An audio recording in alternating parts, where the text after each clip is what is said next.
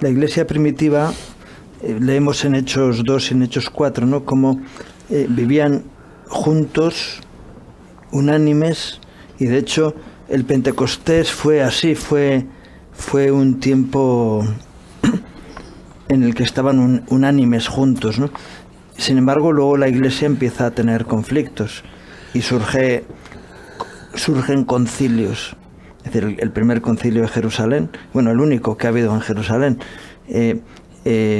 un tiempo en el que los que estaban enfrentados tuvieron que ir delante de Dios para que el Señor pusiera las cosas en el orden correcto, ¿no?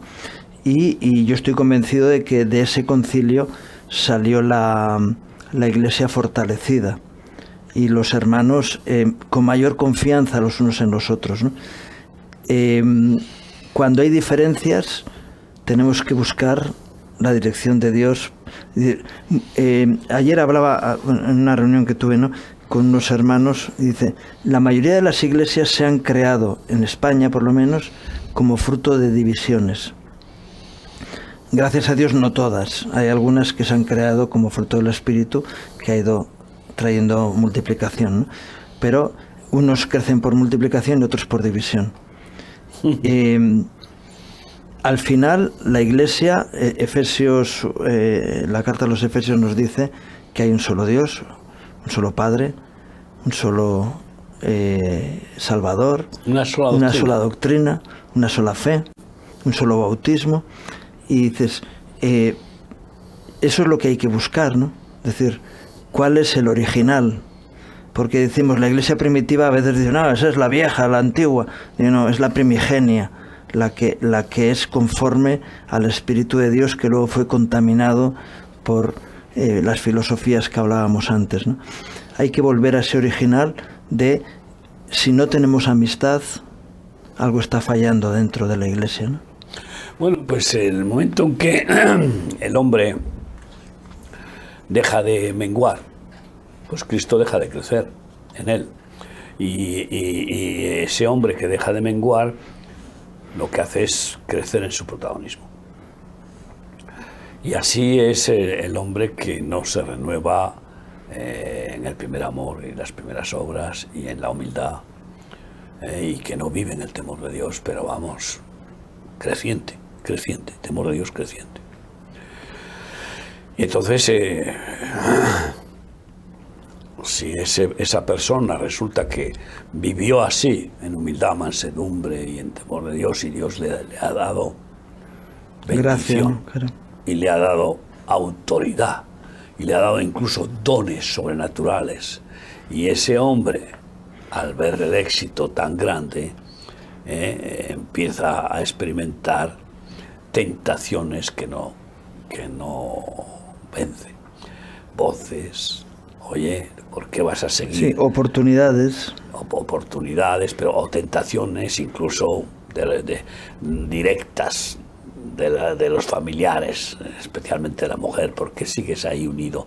Si tú ya puedes ir solo, a ese ministerio, si tú puedes tener tu ministerio personal y no tienes que dar cuentas ni depender ni soportar que te corrijan, como a veces el pastor dirigente te corrige, o el presbiterio, o lo que sea, ¿no?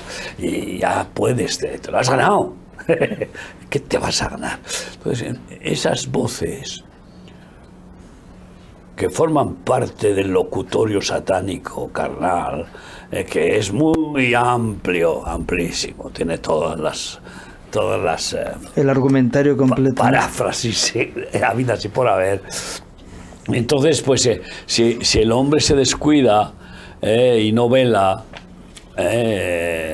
y no ora, para mí una de las causas principales es si deja de orar en el espíritu y acaba orando en la letra. Entonces, al dejar de orar en el espíritu y orar en la letra, pues automáticamente el Espíritu dice, bueno, no me necesitas para nada. Entonces ahí se contrista el Espíritu Santo y ese hombre va perdiendo unción. Pero lo compensa con aumentar en su fuerza personal, ¿no? Y así se va fraguando pues un dictador religioso o o un capo religioso, o un engreído, en cualquier caso. Y la caída está asegurada, ¿no? Y Satanás ya tiene ventaja para poder, y permiso de Dios para poder ejecutar el castigo, disciplina que corresponda. Y yo creo que si resulta que Dios nos da un crecimiento, como hemos dicho, que es el plan de crecer y multiplicaos, y a la vez no crecemos espiritualmente, entonces estamos en grave peligro. Lo mismo en términos económicos. Vemos la diferencia de siervos de Dios que en la escasez se humillan, son austeros, piden el socorro a Dios y tratan con benevolencia a todos porque están quebrantados, y resulta que en esa actitud Dios les da abundancia y no saben andar en abundancia. El apóstol Pablo dice, sé estar en escasez y en abundancia, y soy lo mismo. No he cambiado, no cambio en una situación en otra. O sea, es que solo me faltaba cambiar a peor o retroceder. No. El cambio, además, el cambio positivo lo da el Espíritu Santo en aquellos que lo anhelan, que anhelan crecer y tener más fe y más amor, ¿no? Y bueno, pues yo creo que así han caído ministerios tremendos y han caído hombres ungidos y que contristaron al Espíritu Santo. Y dices, ¿cómo puede ser esto? No, pues han caído en desgracias vergonzosas incluso, ¿no? Por tanto, preservemos la comunión, como dices. Ese texto que has mencionado de Efesios 4, seamos solícitos. Sí, en guardar la unidad en el Espíritu, en guardar la en el vínculo de la paz. Ese es el tema. Solícito significa, oye, hay un refrán, no sé de qué país, no dejes que crezca la hierba en el camino que conduce a la casa de tu amigo. Me gusta ese refrán, ¿no? A mí los refranes, sobre todo los más castizos, me gustan, ¿no? No, tienes que alimentar la comunión, la relación, ¿no?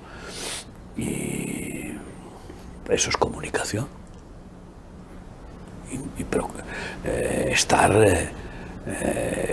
consciente y conocedor de cómo le va a tu amigo física, psíquica y espiritualmente, ¿no?